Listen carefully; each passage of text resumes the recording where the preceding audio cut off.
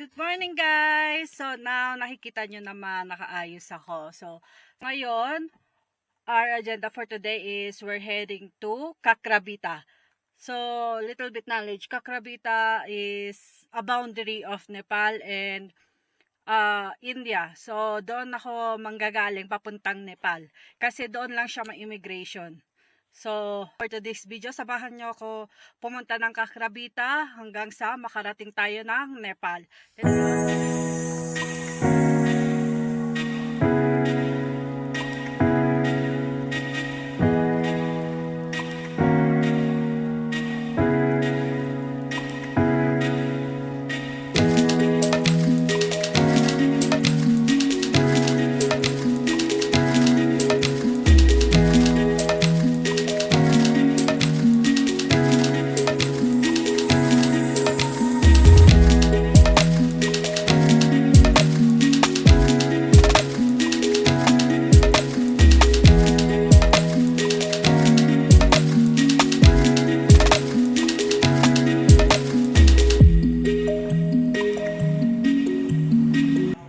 Hi guys, now update lang.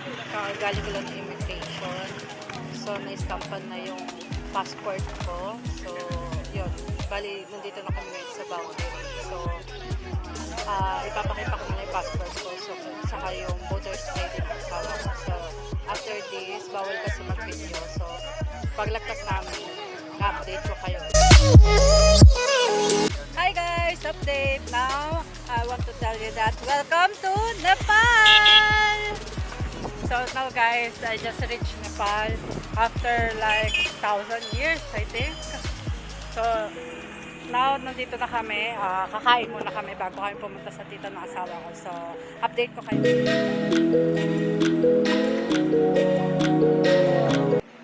So guys, update now. So nandito na kami sa restaurant. Kapag-order na rin kami. So as usual, kapag-order na. So antay lang kami ng pagkain. So update ko kayo. Nakita ko sa yung momo. So bali, ngayon, first time ko matitikman nyo momo ng Nepal. Mas madalas ko kayo yung momo sa Darjeeling. So let's see what's the difference between there and here. So guys, this is called Atakali Khana. You can see omelette here. This one is yellow lentils, pumpkin, potato, everything here, yogurt and rice. And you can see here. And for me, there's a chicken momo. So let's go guys, we eat.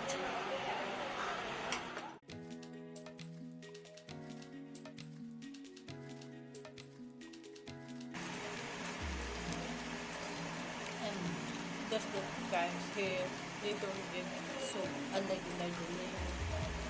They will give momo with the soup.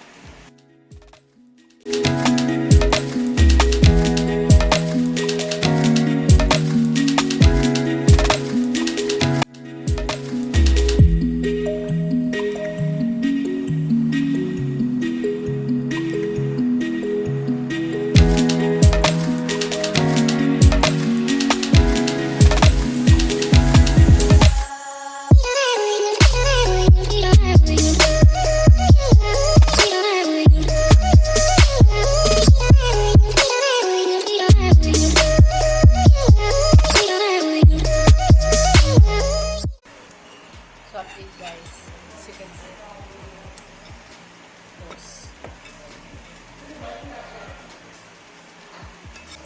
so yun, antay lang tayo ng isa pang order naman. Lugutin na talaga ako. So bali umalis kami ng bahay almost 8. Then nakarating kami dito like 12, almost 1. Sa dami ng saka ang dami din kasi stopover. So, stopover, dami sinakain na passenger. So, kaya medyo natagalan. Guys, trivia lang Pagpunta kasi namin dito ng Nepal, so syempre, nag-check kami sa online. Sa online, ang dami nilang hiningi. Kumbaga sa online, ang daming requirements na kailangan mo i-ready. Pero usually, nung pumunta na kami ng Nepal immigration, passport din nag-bayad na ako. And kudos to this one, to Indian immigration na nag-assist sa amin sa guy, napakabait niya. Saglit lang, konting tanong lang, and then tinatahan na ako. And then, pati din sa Nepal immigration. Sobrang bait nila. Thank you guys.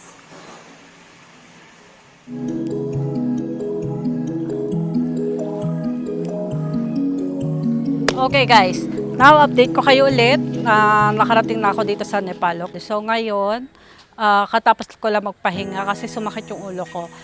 So as you can see sa vlog ko, hindi ko masyad captured halos lahat ng biyahe ko. Simula India going to dito sa Nepal kasi hindi ko kinaya yung biyahe. Ang daming sumakit yung ulo ko, sumakit yung tiyan ko, lahat na, ang init. Siguro kasi from sa lamig, tapos bababa ako ng syudad na sobrang init. So, bigla na nibago yung katawan ko. So, eto, may mga bata kami nakita. So, mag-interview tayo na maliit lang. What's your name? My name is Kriti Sharma. Where did you live? Here. I live in the Makbad. Just So, how old are you now? I am 9 years old. 9 years old. Okay. So, in the camera, what you want to say? Are you schooling right now? Grade 4. Okay. Just say hi to your classmates and teachers. Hello. Problem. How about you? What's your name? My name is Dipsana Kumar. Okay. Where did you live? The Makbad Japa. Okay. You're also schooling? Sarvodaya English Boarding Secondary School. Secondary school. Okay. Hi. Hi. Keep on watching. Okay. Ayan. Actually, dito sa Nepal, sa tinutuluyan namin, city siya. So, as you can see, the weather are different from where we used to stay. Okay? So, dito medyo mainit. So, hindi naninibago pa yung katawan ko, kaya masakit pa yung ulo ko. So, siguro mga ilang araw magiging okay din. Saka 4 to 5 days lang naman. Then, babalik na kami ulit doon sa bahay. Kasi may mga pa-process pa kami. And, gagawa pa ako ng mga another vlog for you guys.